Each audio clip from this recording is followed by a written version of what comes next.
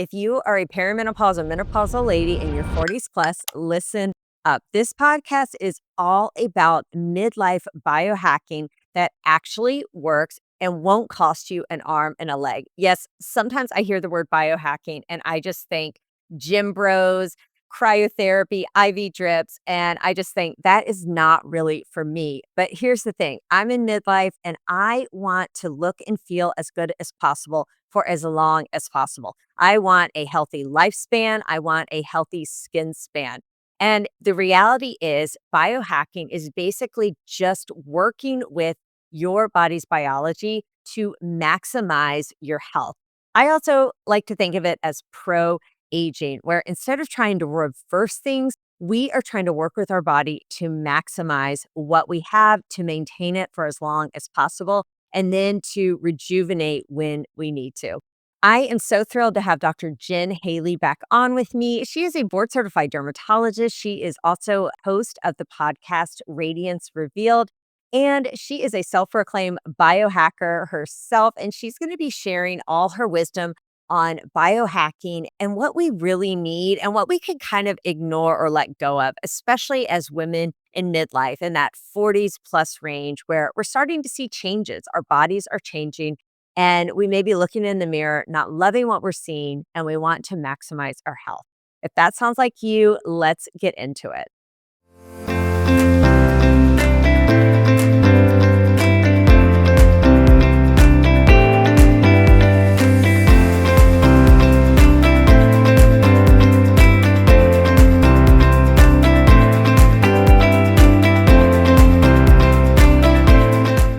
Dr. Haley, I'm so glad to have you back. And I am thrilled to have you here to talk about just midlife skincare because I feel like that's all my friends are thinking about and I'm thinking about right now. Right? I know things change a lot as we age. And I remember when I was younger, I've been a kind of a biohacker before such a thing existed. As someone who's always been an athlete and I studied nutrition undergrad at Cornell, I've always had that kind of hacking mentality of how can I do something? How can I cut corners? How can I get the fastest line to that point? And I always thought, oh, I'll find a way not to get wrinkles. I'll find a way to age gracefully. I will find a way to hack it. And yeah, no, I mean, nature takes its role. Yeah. Mother Nature is not messing around. I'm like, when there's like a big storm or you hear about these natural disasters, I'm like, wow, nature is powerful.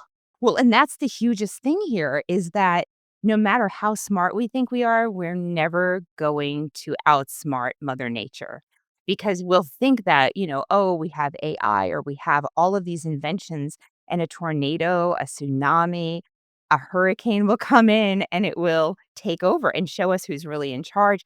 So that's the biggest thing as we age is learning to work in sync with nature and in sync with the rhythms of our body and the rhythms of the seasons. I love that you mentioned that because I think so much of what we've sort of been taught and the marketing, it's all like anti-aging. And I say that word, right? It's just like I try not to, but it's just ingrained. Like, how do we fight aging? How do we reverse it? How do we turn back the clock, right? And I feel like if that's your goal, you're going to be constantly disappointed, right? Because there's really no way to totally turn back the clock. But I'm like you, like, I know aging's gonna happen, but how do I maximize it so that I am as healthy and look as good as I feel for as long as possible? That's really, like, my goal. Yeah, I often reflect on different ages because I don't think there's the best age. When you're young, you might have a really strong, healthy body, yet you don't have the wisdom and the confidence that comes with age. There are so many things that we have at every different stage of our life that it's really important to appreciate and embrace that stage. Just like now, I mean, there's times I look in the mirror, I'm like, well, this is as good as you're going to look for this is the best day, and I wish I had thought that when I was 29 or 30 instead of saying, "Oh, I wish I had skinnier legs," or "I wish I had thicker hair," or "I wish I had X, Y, and Z," whatever. We all have something, right? I wish that I had just realized how beautiful I was at that age. Yes. Oh, I love that you bring that up because for sure, I've seen pictures, like, I've now been in my practice 13 years, and I'll look back to my headshots that I first got, and I remember thinking, "Oh, you don't look good. This looks bad. My face looks chubby." Whatever it is, who knows, right? And now I look back at that picture, I'm like, "Oh my gosh, I looked really good. Why didn't I see it? Why couldn't I see that then?" So, I do think that's an important thing to keep in mind that you are kind of like at the best you're gonna be. So enjoy. Don't always be wishing something were different and I think to be able to appreciate where you are at that moment is really powerful and it's hard, but yeah, you're never gonna look younger than you do today. Well, that's true, but there's so much power in confidence and energy and playfulness and curiosity and making others feel valued and important. That's a really high attractive sign. I mean, it's very attractive when you make other people feel valued, right? Like that's what everybody wants. And I often think, what's the why behind things, right? What's the why behind why someone wants Botox or why somebody wants a laser or why somebody wants to improve their acne? And the more you dig, at the end of the day, every single thing we want is to ultimately connect with other people. We wanna have better skin, we wanna look better so we can feel better and show up in our full sense so that we can connect with others. So just connect with others. Just do it. Just show up as you are because honestly, most of the time people are so worried about their own stuff. They're not evaluating you. Yeah, it's everyone is focused on, like, themselves, right? And we think everyone is so focused on us and what we're doing and how we look, but you're absolutely right. Everyone is, like, tuned in, to themselves first and foremost. I had a patient just the other day, she's my age, and she has a birthday coming up, and she was, like, really legitimately depressed about it and really upset, and it made me sad because she looked great. And she has great kids and a great husband and a great life, but she was just so down about her birthday that it kinda made me realize, like, these are actually gifts, right, to get these birthdays, so I know not everything about aging is ideal and enjoyable, and to your point, like, every stage has its pros and cons, like, I feel like my 40s, I no longer have babies, my career is chugging along well. I've kind of grown that, there I have this like inner confidence I didn't have in my 20s and 30s.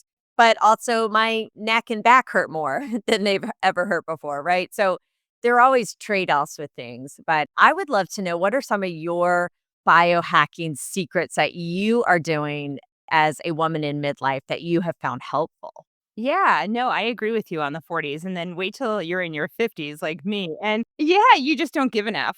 You're just like, you take it or leave it. You just take it or leave it. But also, I often think because I think it's a very American thing to be attached to birthdays, and Europe doesn't seem to have this as much as America. So I often think like, how would I act if I didn't know my birthday? What if we all moved around the world as energy bodies, because that's really how we see each other at the end of the day. We really, really do when we're not so caught up in the human construct. We see each other as energy bodies. And I think that's a lot more attractive than two-dimensional beauty, especially in the AI world where everybody's able to do their eyebrows a certain way. I mean, we have all of these things where people could look clones of each other. So what's really going to stand out is the experiences, the feeling, the energy that we get from interacting with other people. So that's what I want people to focus on. But yeah, of course, we want to show up with glowing skin and beauty. And it starts from the inside out. So our skin is an organ, just like all the other organs inside of our body that we can't see. So we have to look deliberately at what we're doing all day long. And is it helping us or hurting us? So, for instance, I'm drinking out of stainless steel. I'm not drinking out of plastic because I know plastic is an endocrine disruptor. It can do anything from make my liver overloaded with chemicals so it's not able to process estrogen properly and metabolize it well because of the toxic overload. Or the endocrine disruptors can also throw off the whole balance of our body and cause acne and contribute to that. So we really need to get out of the way of our body renewing itself. And a lot of that has to do with what kind of chemicals and toxins are we exposing it to. Obviously, cigarette smoke, avoiding pollution, opening up the windows and helping with the off-gassing of the furniture, getting outside in nature. These are pore-free things. Breath work, mindfulness, balancing cortisol out, very important, and then avoiding processed foods and focusing on real foods. You can go down the rabbit hole of regenerative farming, or you can just make sure you have foods that have one ingredient. Those are big things. Clean water, clean air, clean food are huge because having that good blood flow delivering nutrients to your skin is going to help your skin regenerate from the inside out. I love that you brought that up. Yeah, I say your skin is like a window to your inner health. And if you are treating your body like garbage, then your skin is not going to be glowing, no matter how expensive the skincare treatments you're doing and the products you're using. And up until I turned about 40, I just kind of did whatever I wanted. I didn't sleep all that great. I watched too much television as my downtime. I enjoy yoga and dance, but that was really all I did for exercise. And what else? Oh, I mean, like breath work, I thought was like ridiculous that people would focus on that. Mindfulness, I was like, I'm in control of my own thoughts. I don't need to worry about that. Like I just thought I didn't need to do any of that because I hadn't needed it up until about 40. And then it's like 40 hit and I was like, wait a minute, things are changing and I need to actually focus on this other stuff that I was just ignoring because I was able to get by essentially. And I realized like, wait a minute, I do need to sleep. And mindset is everything. Like I think that is I don't think it gets the attention it really deserves. That what you think and all of that and tell yourself is so powerful. So yeah, I'm a big believer finally now at 45 and all of that. Yeah, I mean, it's interesting the whole field of epigenetics because the stuff we were taught just didn't make sense once you're practicing for a while. So when I trained, I was taught that nutrition didn't play a role. And then the fact that I studied nutrition undergrad, I'm like, this doesn't make sense because we're giving people medicine by mouth and that's gonna work, but food isn't playing any role. That it was a disconnect for me. And I listened to my patients. I learned much more from my patients than in books. At the end of the day, we need to understand the physiology as board certified dermatologists. And that's what really sets us apart from other providers or people who might care for skin is those 12 plus years of training and understanding skin and understanding physiology and how things affect the skin. But there are other things that come into play to your point, and the field of epigenetics is really interesting because we have these genes that we're born with, and whether they get switched on or switched off is determined by our lifestyle choices. And pretty much everyone is on an even playing ground until they're about 35. And then after 35, it's your lifestyle. So typically, the people that burned in the sun end up having much more beautiful skin when they're 50 than the people who got a good tan because they end up getting a ton of sun damage. The people that had a hard time maintaining their weight when they're younger often are in the best shape when they're 50 because they had to watch their diet. They had to exercise because their genetics were not in their favor. So their lifestyle starts taking a higher role after that age. And yeah, we can't get away with like no sleep and we can't get away with all of the the hard charging because I would get told all the time to meditate. I'm like, "What? I don't have time for that. That's ridiculous. I'll get a massage." Yeah, exactly. It's right around that 35, 40-year-old window, right, where these things start to catch up, and for me personally, I realized I need to make some changes because I didn't like where I started to see my life going, and I think one thing that's important that I've learned, I think people listening, it's important to know, sometimes it can feel overwhelming, right? Like this whole biohacking and wellness, and you may feel like, "Oh my gosh, I'm so far off track," like doing one little thing is not gonna make a difference, but if you think about it, if you just try one thing or do one thing better each day, maybe try one new plant-based meal or plant forward, right? Like less processed. Those little things, those incremental changes in 5 years, 10 years, 20 years, those are what make these astounding results and changes. But I know in the moment, it's like, what's getting a little extra sleep a night gonna really do in the big scheme of things? But it really does compound and make huge changes down the road. Exactly, and I think we could find ways to fit it in our life. So I like the 4-7-8 breath. Dr. Andrew Weil is a big proponent of this, and it's basically you inhale through your nose for 4, count of 4, you hold it for 7, and you exhale through your mouth for 8. And I do that when I'm driving all the time. I'll do it when I'm waiting in the grocery checkout. I'll find time to do it. And his studies have shown doing it twice a day, morning and evening, after 6 weeks, it can lower blood pressure, really help balance the parasympathetic and sympathetic nervous system. And we know that high cortisol is needed to get us up in the morning. We need that little spike of cortisol. We also need, cortisol from an evolutionary perspective to run away from the tiger. But what's happening is we're sitting at these desk jobs, these sedentary jobs, and we're having high cortisol all day. And that messes up our hormones. It bumps our blood glucose levels, which did damage collagen and cause all sorts of other problems in the skin. So we really want to manage cortisol. And we can see even in our presidents in 4 years how quickly they aged because of the high stress environment. So I think that stress is not discussed enough. And I do love skincare. Skincare is mandatory because we don't have blood supply to our epidermis, our top layer of the skin. So we need to nourish it from the outside in. But we also need to really look at the skin as a whole body thing. What are we doing? What are we doing from the inside out? Yeah, exactly. Like I'll say skincare's whole body care, right? Like you got to think about all those things. And yeah, I laugh at those like reels that I see where people post like my body can't tell the difference between opening an email and running away from a tiger, right? Like they can both be super stressful and anxiety provoking. And I just think our culture too, or go, go, go, busyness is seen as a status symbol, right? Not sitting around, always wanting more and more, and I don't think we talk about the phone enough when we talk about the stress people are under and cortisol levels, right? But I just feel like that the phone is it can be an amazing tool for sure, and there's no way I could live without my phone, but, without, like, parameters, it can really, I feel like, wreak havoc on our health. Yeah, I mean, we need it. It's a mandatory part of our lives nowadays. But I think you also train people around you to know how quickly you'll respond to certain things. I'm a high conscientious person, so I'm very quick to respond. And I've had to learn like that's not necessary. It's okay.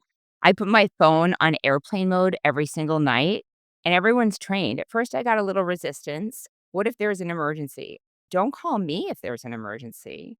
I mean, I'm not 911. So whatever was gonna happen, years ago, 20, 30 years ago before the cell phones, and we didn't have a way to get in touch with someone and everything was okay. I do think that we don't emphasize hormones enough as we age. Hormones play a really big role in skin health. Yeah, let's talk more about that. Just a quick thing on the last is I feel like bad news, it will find you, right? I don't watch the news at all. I don't watch the news ever, and every piece of information I need to know it comes to me. It sure does, for sure. Yeah, let's talk about hormones because I just feel like, especially as a midlife woman, I'm finally hearing people talk about perimenopause and menopause. It's no longer this, it used to be like, oh my gosh, menopause was this like four-letter word. It meant you were old and past your prime. But finally, people are talking about it. So yeah, let's dig into hormones.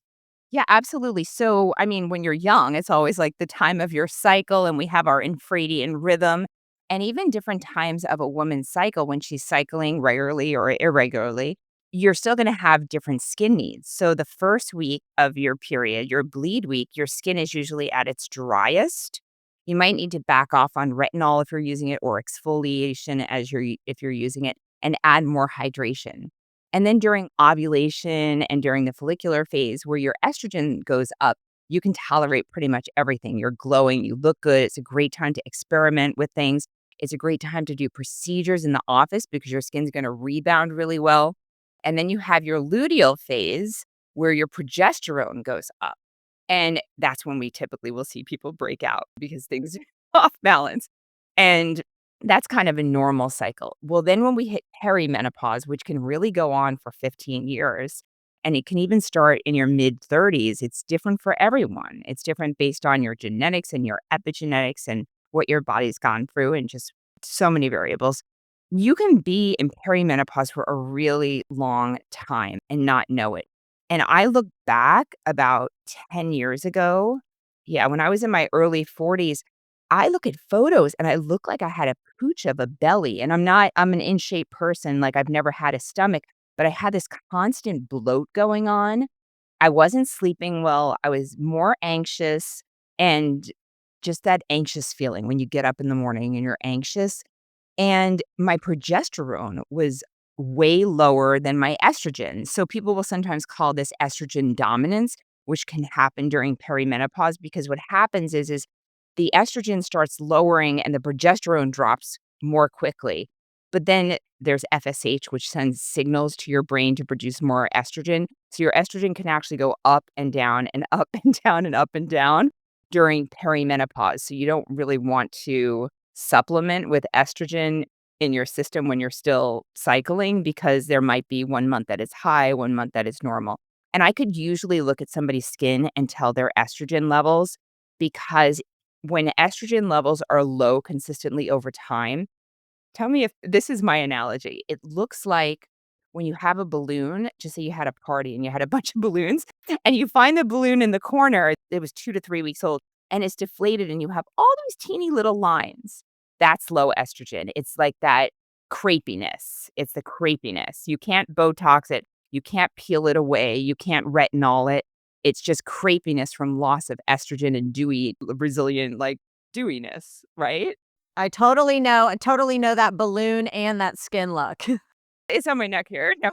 Yeah, so basically during perimenopause, a lot of women will benefit from being supplemented or replaced with progesterone, especially oral progesterone at night because it just helps with sleep, it helps with restlessness, and it definitely helps me with the bloat. A little bit has a diuretic effect, but then too much and imbalance can actually cause some fluid retention in some people. It varies a lot. So I typically like to see people dosed with progesterone or supplemented with progesterone early during that phase. And then there's the point where we're just not producing estrogen anymore and it's going lower.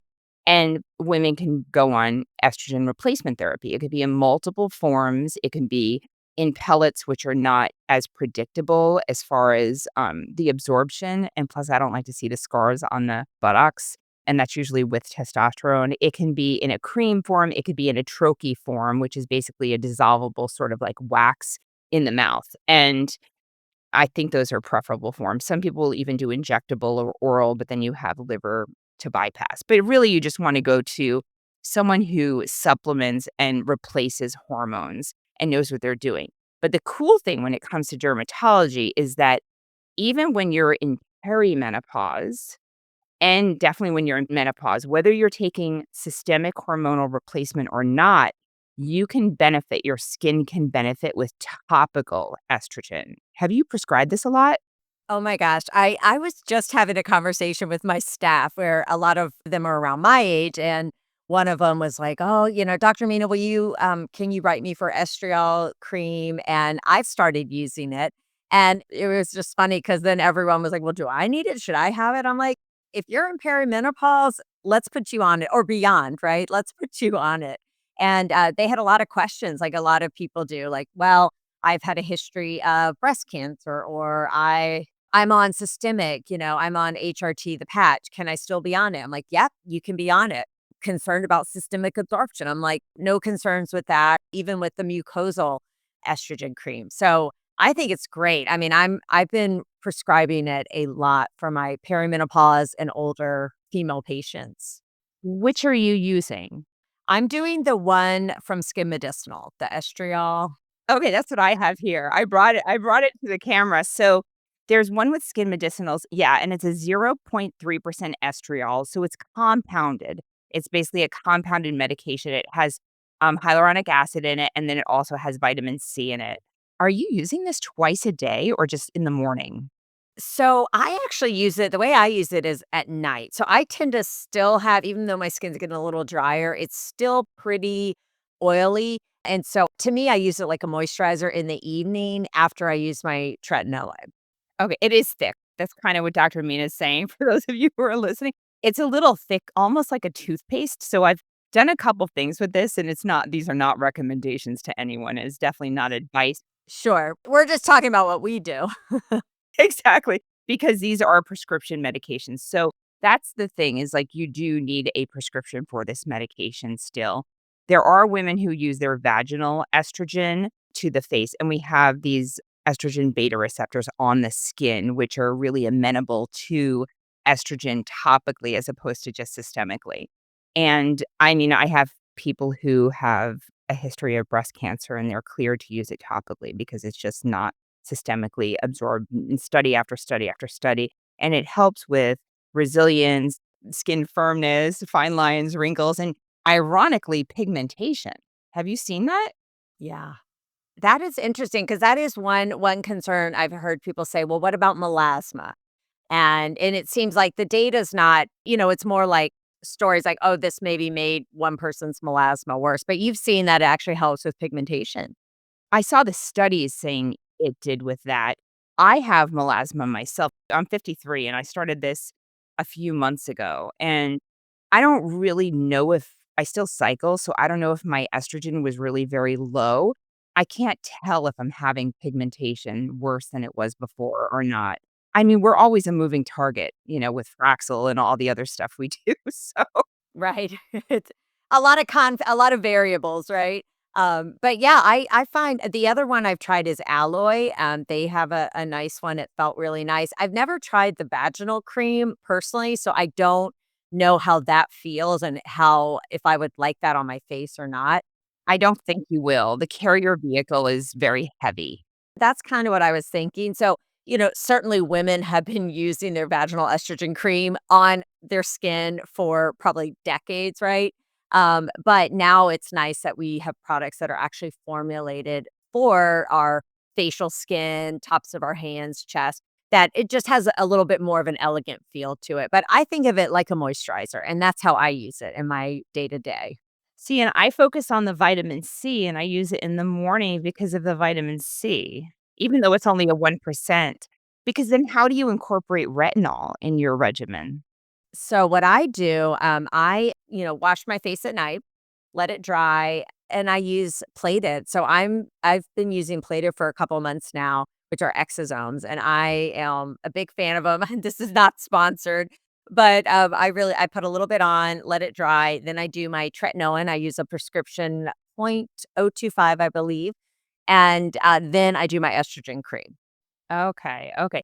So just so everyone listening can realize there's many variations and there's guidelines that are out there, not from TikTok, but from us. So there's guidelines that are out there, but then you have to intuitively understand what your skin needs because our skin is different from each other and it's going to need different things, different times of the month, different times of our life, and different from our friend.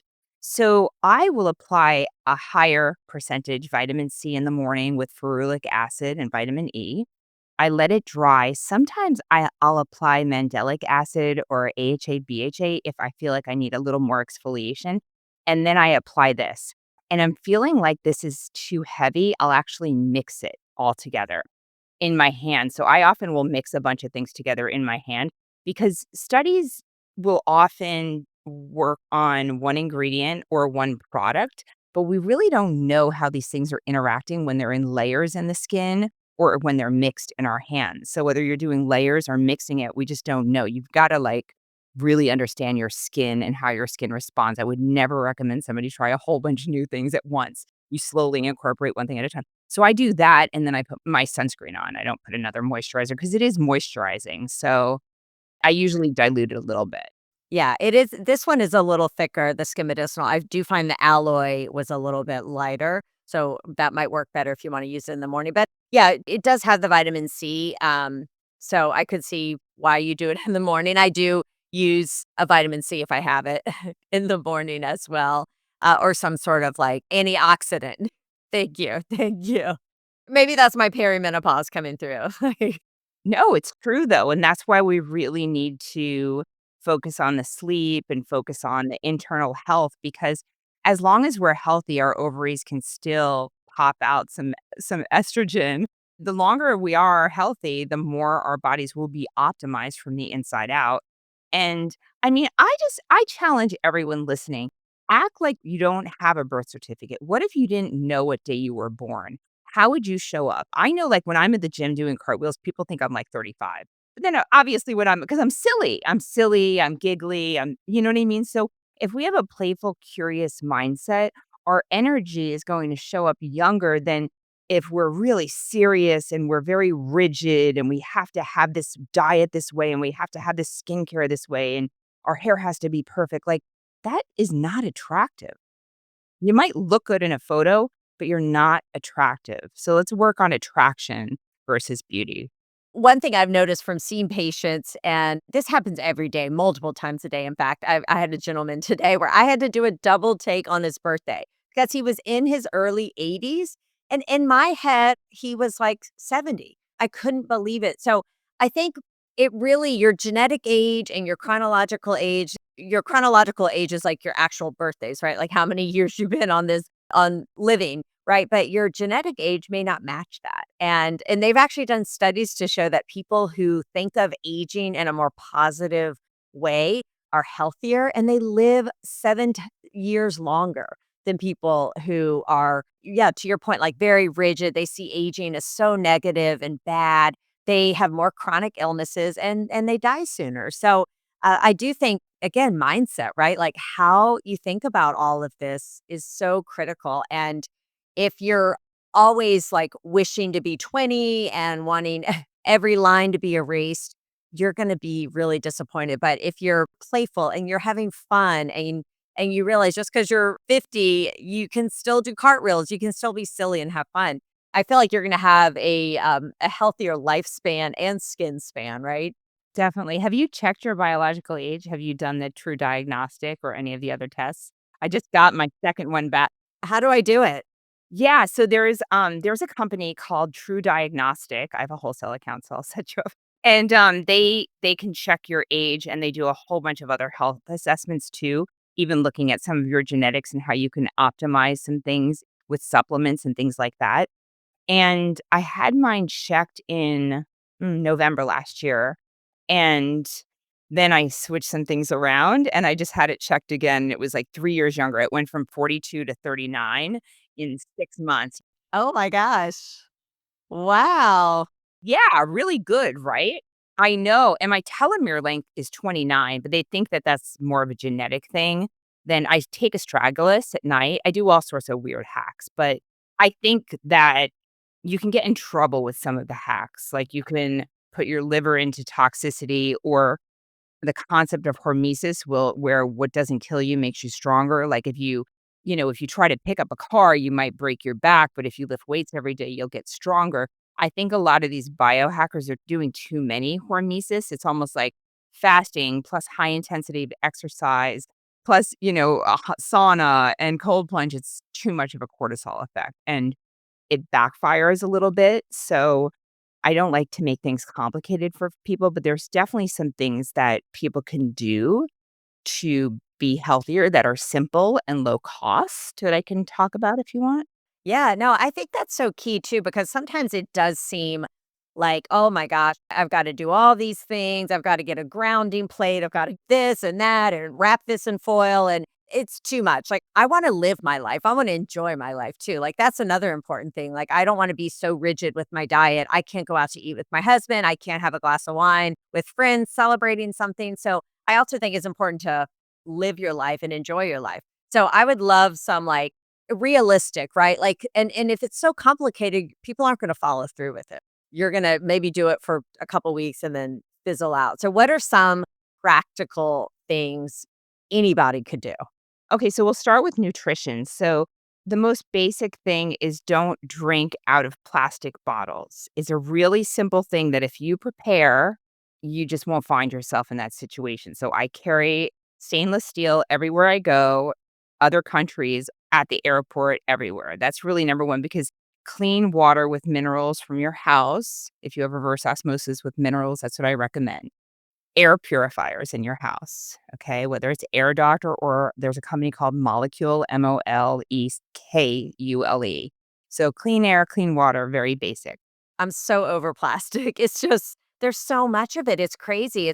I love there's a company that is making, I think she's a pediatrician and she's Ahimsa and she's making these like very cool rainbow colored stainless steel plates for kids to eat off of, right? Like, it's just environmentally better too, right? It's better for your body, better for the environment to avoid so much plastic.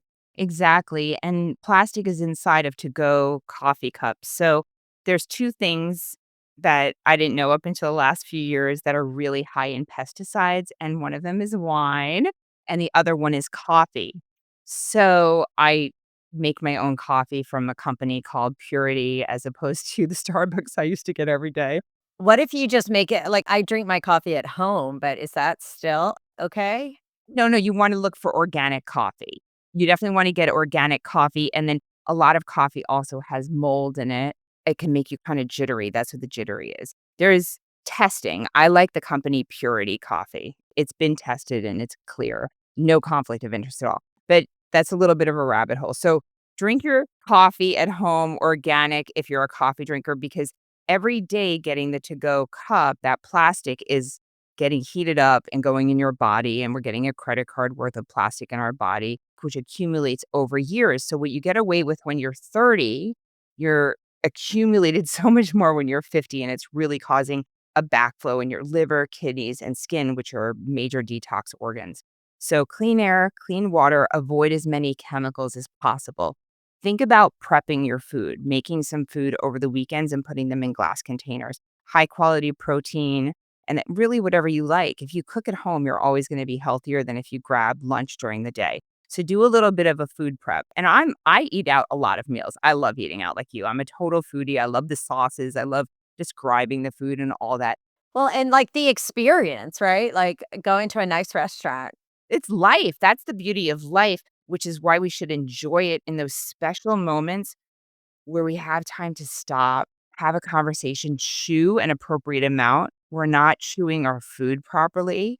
When we don't chew our food properly and we're running around and eating, our body is in sympathetic mode, not parasympathetic mode, not digest mode. So it's causing a lot of GI distress when we're not in proper digestive mode. So we have to stop, prepare the plate, eat an actual meal with our partner, with our friends, with our collective. Yeah, put the phone down. It's a big deal. So the food is part of it, and then movement is another part. We wanna maximize the health of our blood flow because that goes everywhere, all the skin, right down to the legs where we could often see the first signs of poor blood vessel health.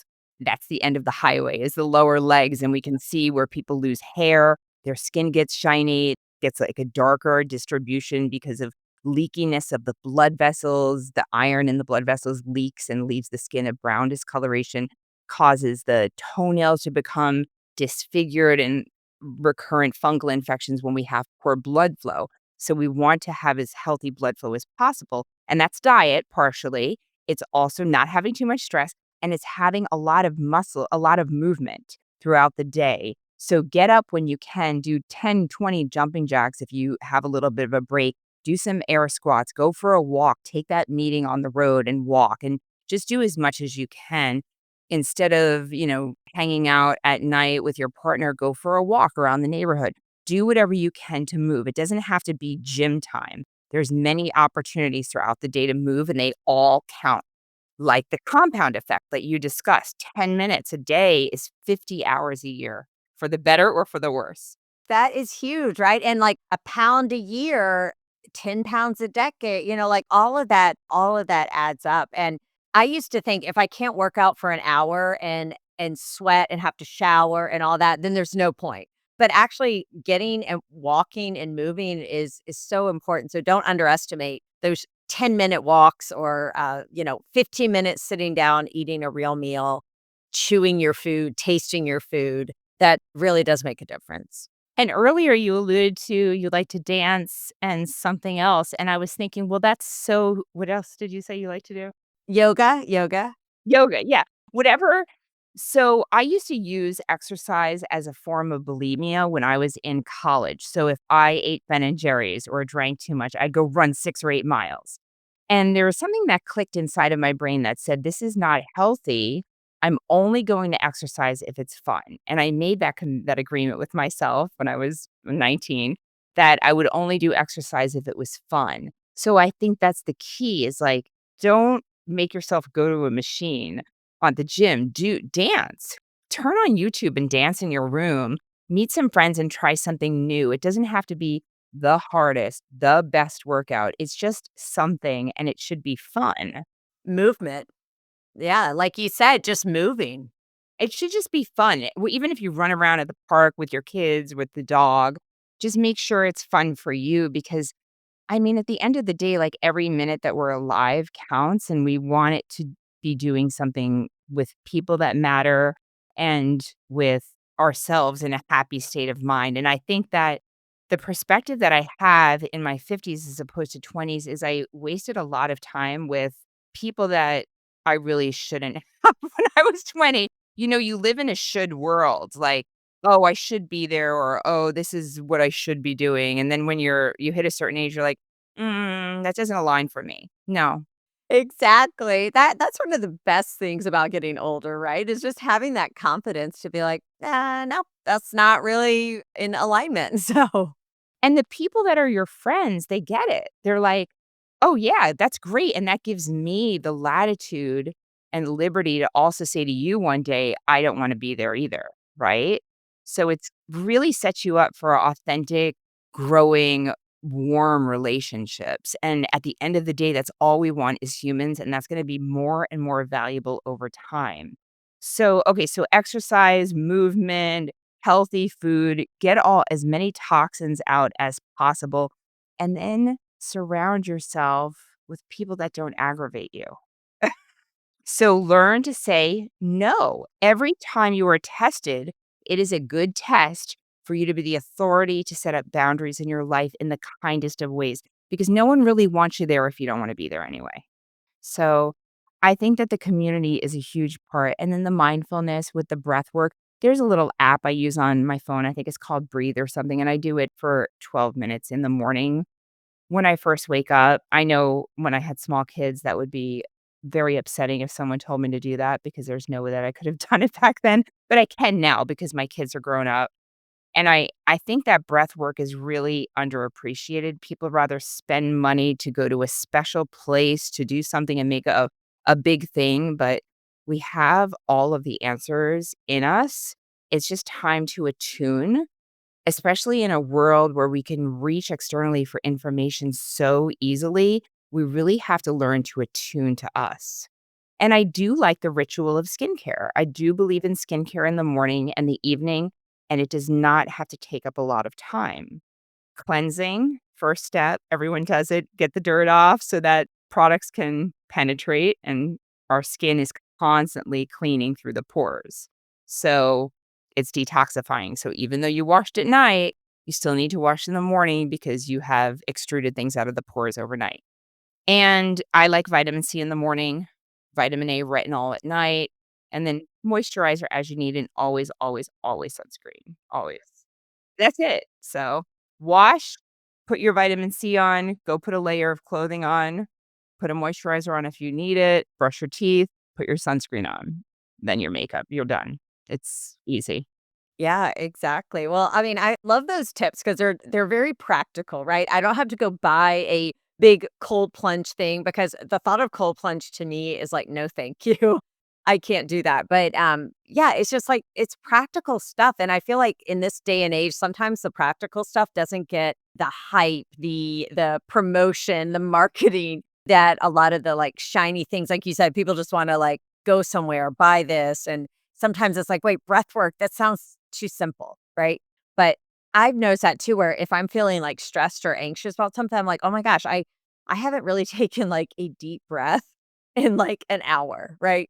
So yeah, I used to laugh at it. I used to think it sounds ridiculous. I don't need to be told to breathe. I do it naturally, but we actually do. Right? I mean, cold plunge does not make you look younger and it does not increase your longevity, but it does boost your mood. So, cold, whether what I kind of do, which this might align with you, is when I'm in the shower in the morning, not every day, but when I'm feeling like it, especially if I'm feeling a little down, doing cold water or ending your shower on cold, it basically boosts your dopamine levels for the next couple hours, and that will put you in a better state of mind. So if you're struggling with just a low mood for the day, boosting that dopamine through cold is gonna be a healthier way than all the other ways that people externally try to boost dopamine. Right, exactly. It's not gonna be through your phone, and I feel like that is, like, practical. Like, I could do that, right, every now and then, just turn the water on cold and kind of, like, get a refresh with that, but, yeah, getting a whole big, tub for cold plunge is just it's not for me, and I think that's also important for people to hear, like, you don't have to do everything, right? No, and for women, it can make your cortisol go too high and throw off your cycle and your hormones, so what's good for men is not good for women all the time. Right. I saw that study and I was like, yeah, okay, good. I've got some science backing up my not wanting to do the cold plunge. But to your point too, I also think when you're in sort of like a funk, sometimes just changing your physical state brings you out of it, right? So whether that's getting, freezing cold in a cold shower real fast or getting up and moving or just getting out of your house or your work or wherever you are, like just physically changing your space can just help you to kind of reset as well. So, that's something too I was like, "Oh, yeah, like, duh, why wouldn't I do that? If I'm feeling, like, kinda crappy, just leave my office or leave wherever and just, like, kinda reset." So I think that's important too. Yeah, exactly. I mean, doing hard things. We don't do enough hard things. We have so much pleasure given to us without working for it. So, I mean, the cold plunge or intermittent fasting, we haven't touched on either. But intermittent fasting can be beneficial for women, but too much can be harmful for women. And there's different types of intermittent fasting. You could do 24 hours, you could do multiple days, you can do time restricted eating, which I really like, where maybe you don't have your first meal until 11 or 12 and then you stop at 4 or 5, and that works really well during your follicular phase, not so much in your luteal phase, you want the chocolate all the time, right? So, I mean, that's also important to realize when you're comparing women versus men. We don't wanna follow all the studies that are done on men, and your body will tell you if it's really hard for you, it's not meant for you. It should be a little hard, but not painfully, miserably hard.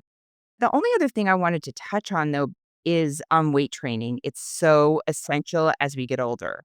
So, a lot of people are using those vests.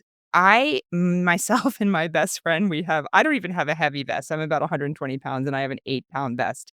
And I think if you're using it around the house and you're doing a lot of twisting and turning, it's easy to pull your back out.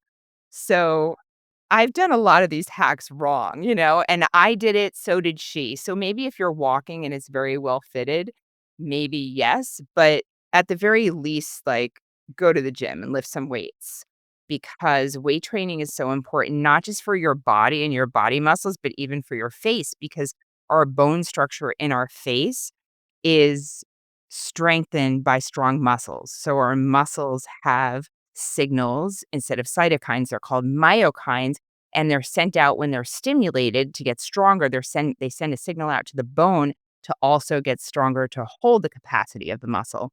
So the stronger our bones are in our face, the less sagging we're going to have over time. So if it's not for your body, make it for your face and your brain health. So weight training never too late to start. You got to do it.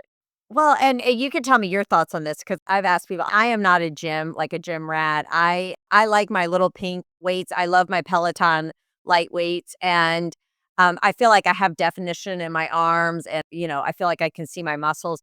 And I don't want to do super heavy. So for women like me who are like, I don't want to do super heavy, is that still? Am I still getting some benefit? Yeah, I would say my answer 10 years ago is different than what it is today based on my own experience and where I am in my state of life, and also the experience of seeing patients age over time. I've always had very easy muscle mass. Like, I have pretty good muscles. I've been in, like, fitness competitions and stuff, and I joke that it was a 10 I made them from 10 pounds. So I think and I've also, like, had kind of PCOS higher on the testosterone as far as balanced hormones go. And I think that if you're someone who responds quickly to weights like you do, and you do light weights, and you respond because you're seeing muscle definition, that's gonna be good for you. There's a point in our life, and for me, it was around 51, 52, where I started noticing anabolic resistance. And that means we have a harder time gaining muscle mass. So, where I used to do 10 pounds, I'm finding I need to do 20 pounds in the gym. And other ways we could optimize that in our life is to make sure we have enough protein, high quality protein from food. I aim for 1 gram per pound of ideal body weight. And I also like creatine. Most people tolerate it and balance out with the water weight within a couple weeks. Some people really get bloated with water weight, but I think it really evens out after about a week to 2 weeks, and I weigh myself every day, and I don't change weight whether I do creatine or not. About 5 grams a day. There are studies of up to 20 grams a day for brain health as well as bone health. So there's really good research on creatine, so it's something I wish I started earlier. But as far as weight training goes, it depends on where you're at. If you're someone who's weight trained your whole life and you're noticing that you're losing muscle, you do need to bump it up. You either need to do more sets or you need to do higher weights. But if you're someone who's never done weight training, we're not living in an all or nothing world. Just do something. Just do anything.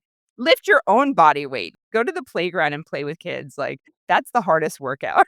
My gosh, yeah, they get heavy, seriously. Yeah, there's no right way. We can always graduate to the next level, and doing something is always going to be better than doing nothing. Making it more fun is always gonna be the preferred way. Yeah, where you look forward to it. I'll just add that, I don't want anyone leaving this conversation being hard on themselves because every day we talk to ourselves and we have to be kind because it's gonna show. Like, I can make a face of like, "Okay, I'm being nice to myself," or like, I mean, which one looks older? Come on.